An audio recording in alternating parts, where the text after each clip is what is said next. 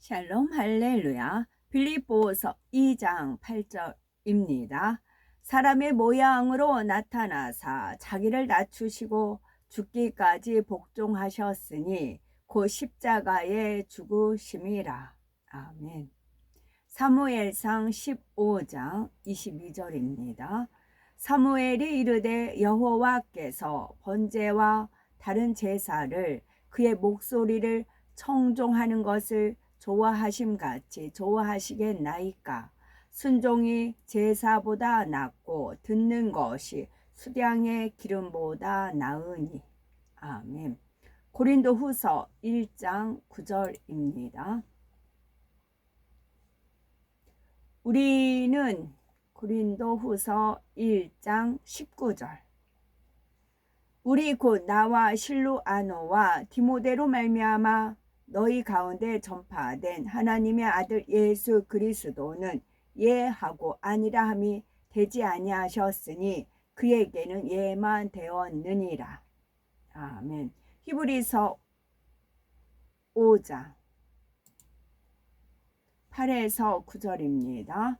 온전하게 그가 아들이시면서도 받으신 고난으로 순종함을 배워서 온전하게 되셨은즉 자기에게 순종하는 모든 자에게 영원한 구원의 근원이 되시고. 아멘. 제목은 순종입니다. 하나님 말씀에 오직 예와 아멘으로 순종하는 것이 하나님의 응답과 축복을 끌어내리는 지름길이지요. 사무엘상 15장 22절에 여호와께서 번제와 다른 제사를 그 목소리 순종하는 것을 좋아하심같이 좋아하시겠나이까.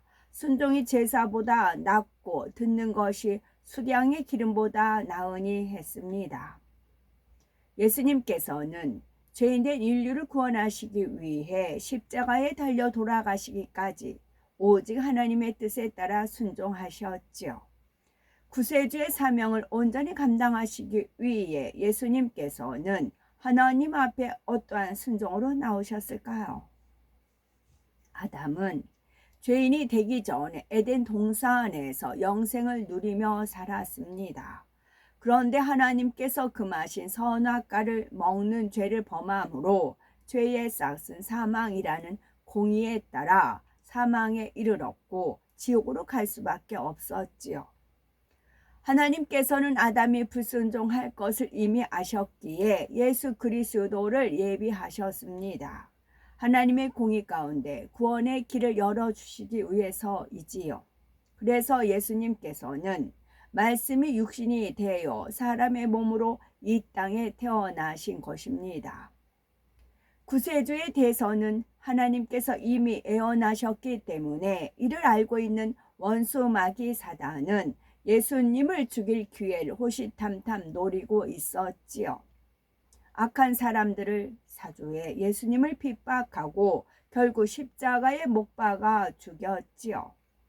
원수 마귀 사단은 구세주가 되기 위해 이 땅에 오신 예수님을 없애버리기만 하면 죄인된 인류를 자기가 주관하다 지옥으로 끌고 갈 줄 알았지요. 예수님께서는 원죄와 자범죄가 없기에 죄의 싹은 사망이라는 공의의 법칙에 의해 죽임을 당할 이유가 없었습니다. 그런데 원수 마귀 사단은 공의의 법칙을 어기고 예수님을 죽였지요. 결국 예수님께서는 사망 권세를 깨뜨리고 다시 살아나셨고 누구든지 예수 그리스도를 믿으면 구원받고 천국과 영생을 얻을 수 있게 되었습니다. 이것이 만세 전에 감추어진 하나님의 비밀이지요. 예수님께서는 나는 아무 죄도 없는데 왜 죄인들을 대신해서 죽어야 하나 생각하지 않았고 오직 하나님께서 계획하신 섭리대로 십자가에 못 박혀 돌아가셨습니다. 이처럼 철저한 순종이 있었기에 인류에게 구원의 길이 열린 것이지요. 예수님께서는 창조주 하나님의 근본이 하나이신데도 피조물인 사람과 똑같은 몸을 입고 이 땅에 오셨습니다. 그리고 첫째 하늘에 공의에 합당하게 사셨기에 배고픔과 피곤함, 고통과 슬픔, 외로움을 다 느끼셔야 했지요. 구세주의 사명을 감당하기 위해 예수님께서는 공생애를 앞두고 40일 금식을 하셨습니다. 천하 만물의 주인이시면서도 하나님의 섭리를 이루기 위해 금식하며 애써 부르짖어 기도하신 것이지요. 40일 금식 중에 원수 마귀에게 3차례 시험을 받았지만 조금도 미혹되지 않고 말씀으로 물리치셨습니다. 또한 하나님의 아들로서 언제든지 기적과 같은 놀라운 일을 베풀 수 있었는데도 오직 하나님의 섭리에 따라 물로 된 포도주를 만들거나 오병이어의 기적을 나타내시는 등 필요한 순간에만 권능을 나타내 보이셨지요. 예수님을 핍박하고 십자가에 못 박는 이들도 얼마든지 멸할 수 있는 권세가 있었지만 잠잠히 핍박받으며 십자가에 못 박혀 피 흘리셨습니다. 십자가에 달려 물과 피를 다 쏟으며 온 인류의 죄를 대속하기 위해 모든 고통을 당하셨지요. 그래서 히브리서 5장 8절에서 9절에 그가 아들이시라도 받으신 고난으로 순종함을 배워서 온전하게 되었은즉 자기를 순종하는 모든 자에게 영원한 구원의 근원이 되시고 말씀한 것입니다.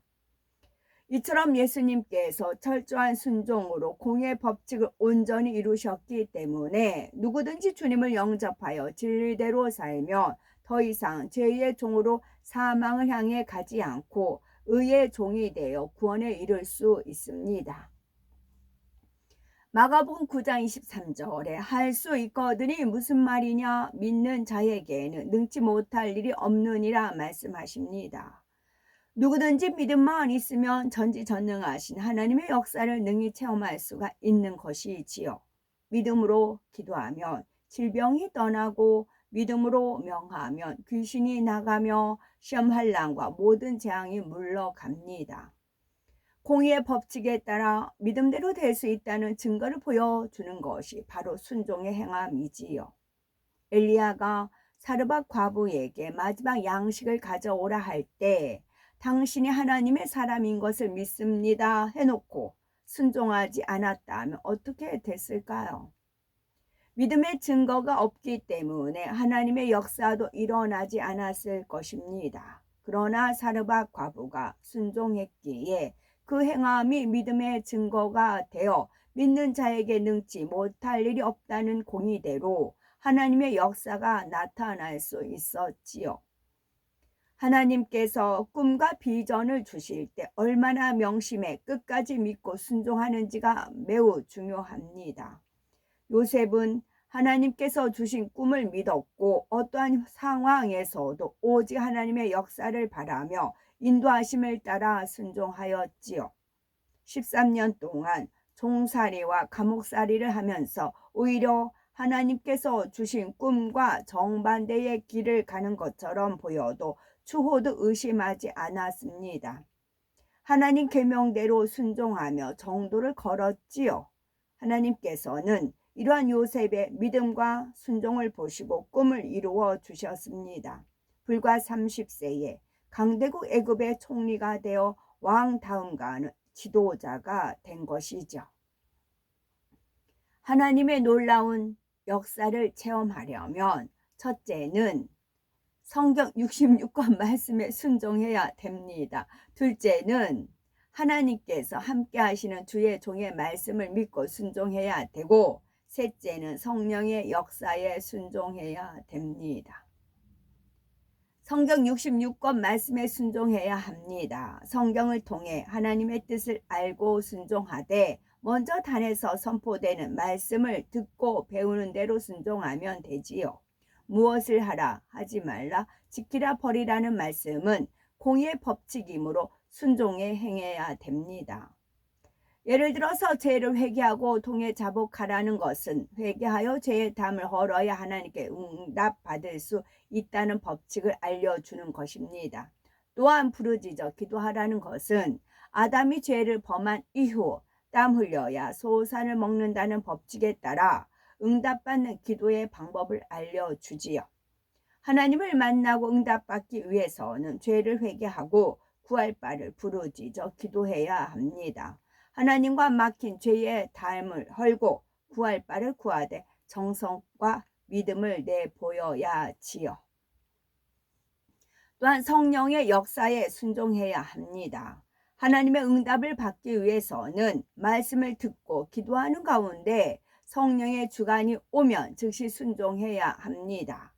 성령께서 공의의 법칙에 따라 응답의 길로 인도하시기 때문이지요. 예를 들어 오늘은 예배가 끝나고 기도하라는 주관을 받으면 그대로 순종하면 됩니다. 순종하면 회개의 영이 임해 하나님과 우리 사이에 막힌 죄의 담이 헐리거나 방언의 은사를 받는 등 하나님의 은혜를 입는 경우가 있습니다. 또한 기도하는 동안 응답의 축복이 오는 경우도 있고요. 누구든지 공의의 법칙 가운데 하나님의 역사를 체험하려면 순종으로 믿음의 행함을 보여야 합니다. 예수님께서 본을 보이신 것처럼 환경과 조건에 상관없이 순종만 하면 하나님의 역사가 창대하게 펼쳐집니다. 하나님 말씀 앞에 오직 예와 아멘으로 순종해 하나님의 역사를 친히 체험하시는 복된 우리가 됐으면 좋겠습니다. 순종에는 4가지 유형이 있습니다. 첫 번째는 징계가 두려워 명령에 억지로 순종하는 경우, 두 번째는 자기 능력 안에서 할 수 있다고 판단될 때만 순종합니다. 지시나 명령이 자기 생각에 맞을 때만 순종하지요. 세 번째는 무조건 순종합니다. 자신이 할 수 있나 없나, 자기 생각에 맞나 틀리나를 따지지 않지요. 자기 의사 없이 무조건 아멘 합니다. 아브라함이 하나님께 명하시니 본토 지적 아비집을 떠나 무조건 떠나 순종한 경우이겠고요. 네 번째는 명령하신 의도를 마음으로 깨달아 기꺼이 순종합니다. 순종할 때 이루어질 일의 결과는 대략 마음에 그려지지요. 사람의 생각으로는 도저히 순종할 수 없는 일도 온전히 순종합니다. 아브라함은 이삭을 번제로 드리면서 하나님께서 그를 다시 살려주실 것을 믿었지요. 여기서 이제 순종, 성령의 역사에 순종해야 됩니다. 저는 주님의 명령에, 주님의 오더에 순종을 합니다. 주님이 절대적인 머리이십니다. 그래서 아브람, 사라가 아브람을 주라 불렀다. 이제 그 표현이 있지요. 그래서 저는 주님이십니다. 어제 우리 전자레인지가 고장이 났어요. 갑자기 고장 났습니다. 근데 이제 당근을 설치해서 당근을 이렇게 봤더니 전자레인지가 10,000원에 올라왔어요. 연식은 있어도 작동은 다 잘 된답니다. 근데 저녁 오후 6시에만 가능하대요. 그래서 이제 채팅해놓고 이제 계약을 해놓고 그러고 있는데 또 밥솥이 10인용인데 쿠크인데 30,000원에 올라왔습니다. 근데 현재 있는 것도 중고로 50,000원 주고 샀는데 또 30,000원에 올라왔어요. 왜 필요하냐면 식혜 같은 거 끓일 때 필요하고 또 이제 떡 같은 것도 밥통에다 찌면 잘 되는 때가 있어요. 그래서 또 있는 것이 또 이제 좀 쓰니까 썩음썩음하고 그래요. 근데 이제 주님 오더 이것 밥통 이것도 사자고 주님이 있는데요. 30,000원이야 30,000원. 그냥 주니까 주로 하는 거예요. 먼저는 50,000원 주고 샀으니까 30,000원. 그래가지고 이것도 이제 예약을 해서 어제 을지로에 가서 이제 재료 사고 제빵 재료 사고 또 밥통 또 가서 사고 또 전자레인지 사고 그렇게 바쁘게 움직였다는 거지요. 주님이 저 같은 경우는 이렇게 오더 안 하면 안 움직여요. 그냥 있는 거 쓰고요. 이제 그래요. 제 나름대로 고집이지요. 근데 저는 강하게 주님께서 이제 오더가 내립니다. 왜 필요하기 때문에. 꼭 필요하기 때문에 주님은 앞일 아십니다. 저는 모릅니다. 그러니까 위에서 내다보면 위에서 내려보잖아요. 그러면 훤히 보입니다. 훤히 보여요. 근데 저는 그냥 한 발짝만 가기 때문에 앞에 것만 보입니다. 그러니까 주님이 강하게 그렇게 오더가 안 내리면 저도 잘 움직이기가 쉽지가 않아요. 그러니까 주님이 이제 타협을 하시죠. 설득을 하십니다. 이건 이러지 않았느냐? 그럼 결국은 주님이 오라요.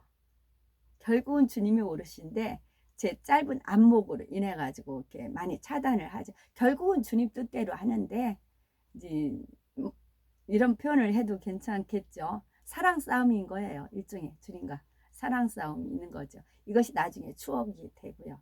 그래서 어제 그래서 바쁘게 왔다 갔다 해가지고 마무리가 되어졌다는 말씀입니다. 아멘.